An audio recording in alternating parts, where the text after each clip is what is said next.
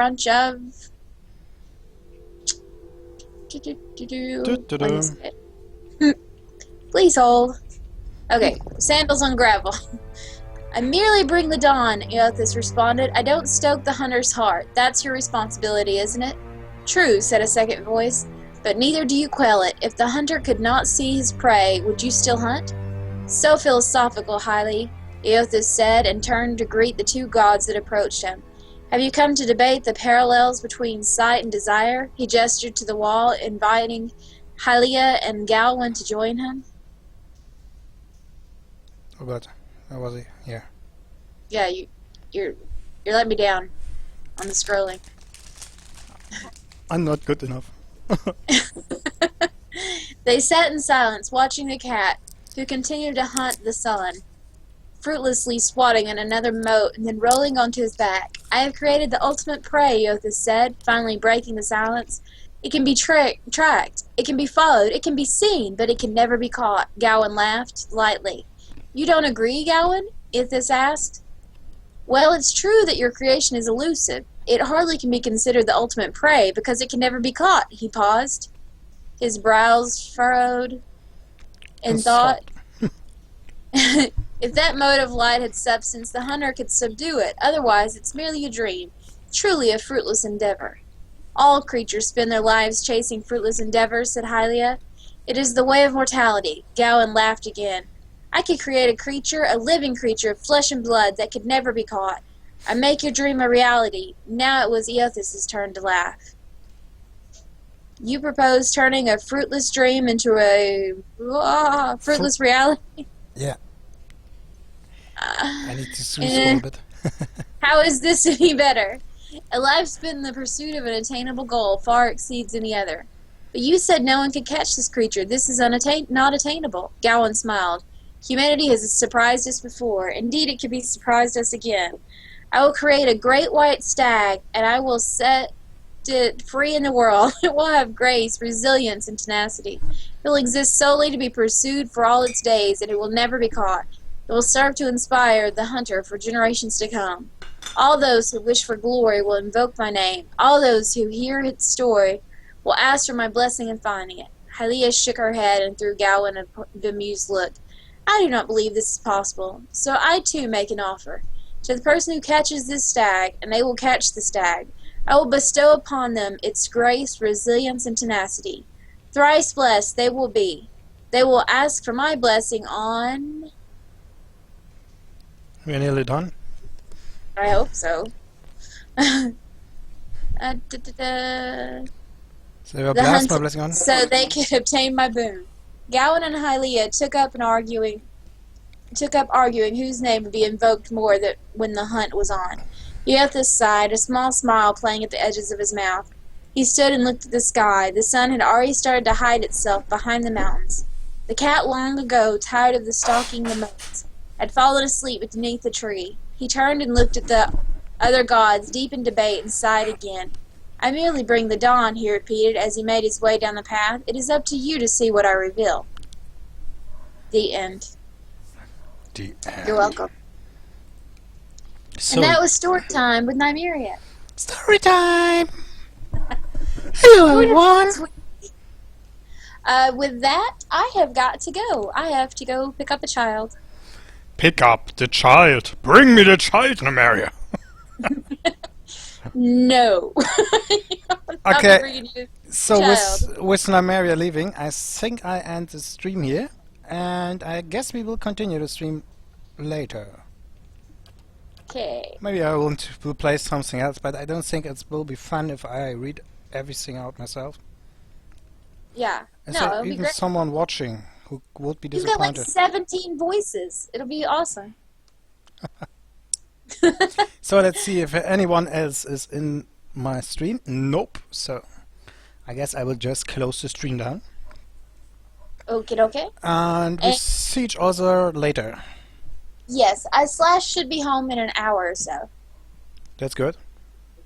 So I will ask him to message you or whatever. Alright. I'm playing something else. Okie dokie. Talk to you later. Bye. Bye. Alright, YouTube. I guess I will read some of the books, try to find a way through, and then I cut down the stream, so that's the end for the YouTube video too. But, well, let's read these books. Why not? While we're at it. And once Slash returns, I will restart recording, and you will see this happen in the next episode. Doesn't really matter to you, I guess. Okay. So, dear YouTubers, I really want to read the rewrite book. This is so much to read. Book of Verses, the Direwood part. Because I know we found this one in the tavern. I don't know where we got the others from. Book of Verses. This small volume of verses and psalms is somewhat better at suggesting it used to be carried on someone's person. The pages are dog-eared and worn, and the gold threads which form the title of the book have begun to fray. The books tend to open to a particular section, where someone has marked a verse with a small blotch of ink. I hope this is the right one. Okay. At Nunk, the bright star spoke. Her voice was like a clarion cry, calling his soul forth. He knew her for the right hand of the shining god, and was afraid. "O wanderer, hear me," she spoke. "You are known to us, and your deeds put you far from salvation."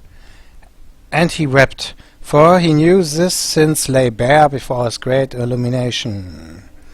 The Sagami spoke, and his voice swept forth with the heat and force of the bright day sun. "Weep not, for the child of light hath forgiveness even for you, if you will embrace him." Harmke knelt before them, then resolved to save himself, and asked what he must do. And Modegunk spoke. Her voice was like the songbird's fine hymn, bidding farewell to the day flag. "What darkness lies with you, you must cast into his light. Your sins will be burned from you, until you are newly formed, reborn into his keeping." So spoke Modegund, but Erdunk warned him, saying, "You have walked all these years into darkness, and must now return. You will find the path like treading fire, and at every step you will be tempted to turn away, but no harm will come to you if you keep your faith." So, wrong book. That's not it? Okay, I can't sort it out. And this won't be the right one. Books of Verses I just read. So, the Great Western Stack, we just read that. I don't think we have the right book. So with this notion, other than that, I can I? Examine the bells. The bells appear to be full intact. They are made of thick iron and look heavy. There doesn't appear to be much of the iron about them.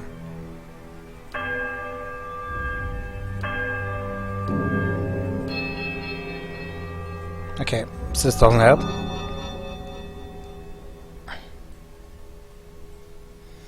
Okay, I need to find out which bell I need to ring at which time. Oh, I think we haven't checked out here. So, this room could maybe contain an answer. Okay, a sculptor. Oh, we can deal with him. That's just a whelp.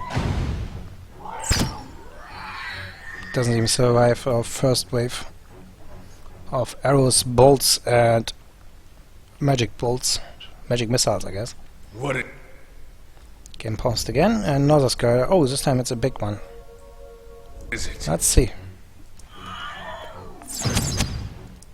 Yes. Okay, you don't reload. You go straight to Crocodile of Soul. Attacks Fortitude. The Watcher reveals the vital presence of his or her enemy, gaining endurance in the process. Okay. So, I want to knock him over as soon as possible. Come on.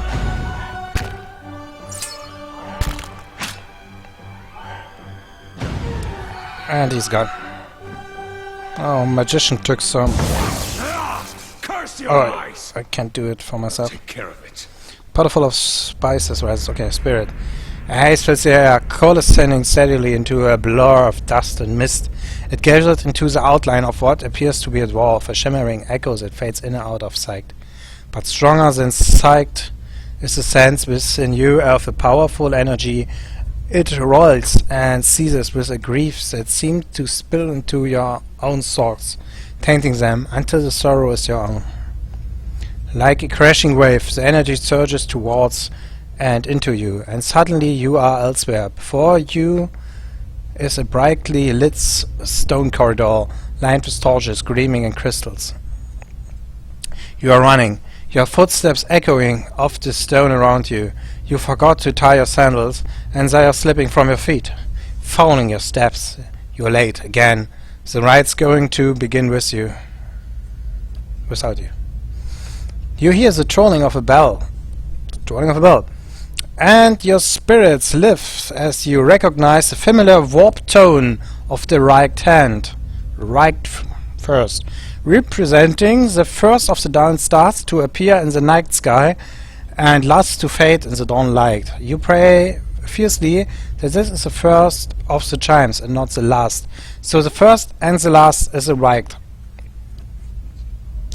So, the light fades as does the memory, and when your eyes clear, the spirit is gone. So, we now know that the first and the last shield, don't know, is the right one. And there should be 4 of them, so because after 4 of them it just broke. So maybe we can figure it out.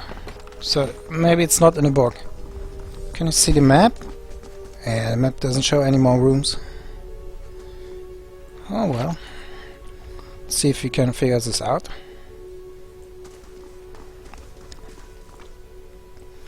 Okay, alright.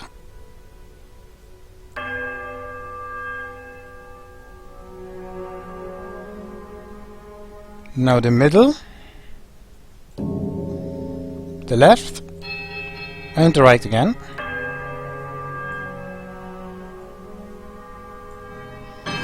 There's a quiet melodic chime from all 3 bells before the discordant voices met in one powerful rising rush of sound.